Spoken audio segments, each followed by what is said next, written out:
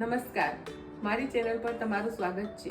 ચાલો આજે આપણે બનાવીશું કચ્છી દાબેલી। દાબેલીનો મસાલો બનાવવા માટે આ બધા જ આખા મસાલાને મેં તેલમાં સોટે કરીને પીસી લીધા છે। ઘરે બનાવેલો મસાલો।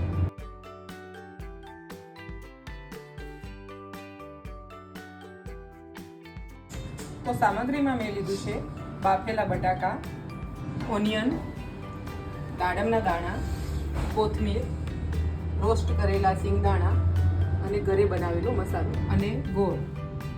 તો ચાલો દાબેલી બનાવવાની શરૂઆત કરીએ। એક પેનમાં ગોળ નાખ્યો છે અને થોડું પાણી ઉમેરીશું।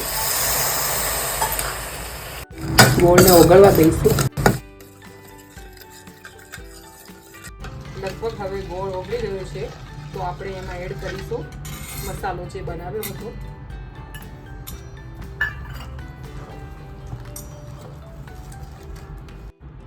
હવે મસાલો મિક્સ થઈ ગયો છે તો હવે એમાં આપણે બટાકા એડ કરીશું।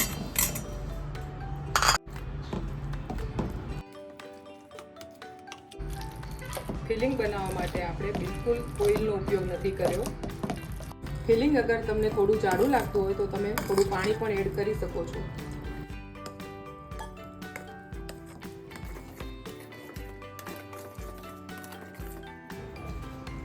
હવે આપણે એડ કરીશું નમક,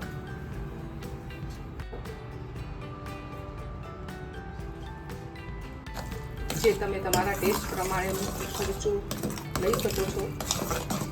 તમે ટોપરાની છીણ પણ એડ કરી શકો છો, મારી પાસે નથી એટલે હું સ્કીપ કરું છું। હવે દાડમના દાણા એડ કરીશું। તમે થોડા કોથમીરથી ગાર્નિશ કરી શકો છો। છે આપણો દાબેલી મસાલો, જેમાં બિલકુલ ઓઇલનો ઉપયોગ નથી કર્યો। તો પાવમાં પહેલા તીખી ચટણી લગાવીશું। હવે મીઠી ચટણી લગાવીશું।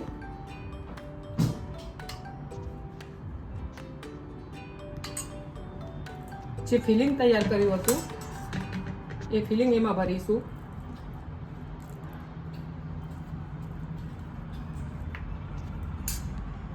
સિંગદાણા જે રોસ્ટ કર્યા હતા એ થોડા એડ કરીશું। ત્યારબાદ થોડી ડુંગળી તમે જો ખાતા હોય તો પણ તમે નાખી શકો છો,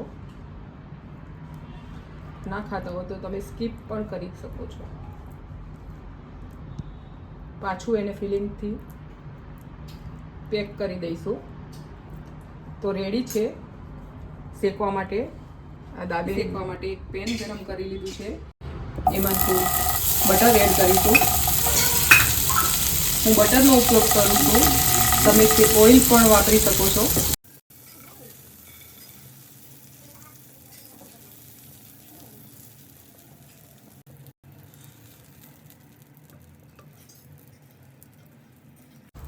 તો હવે તમે જોઈ શકો છો બંને બાજુથી સરખી રીતે શેકાઈને રેડી થઈ ગઈ છે।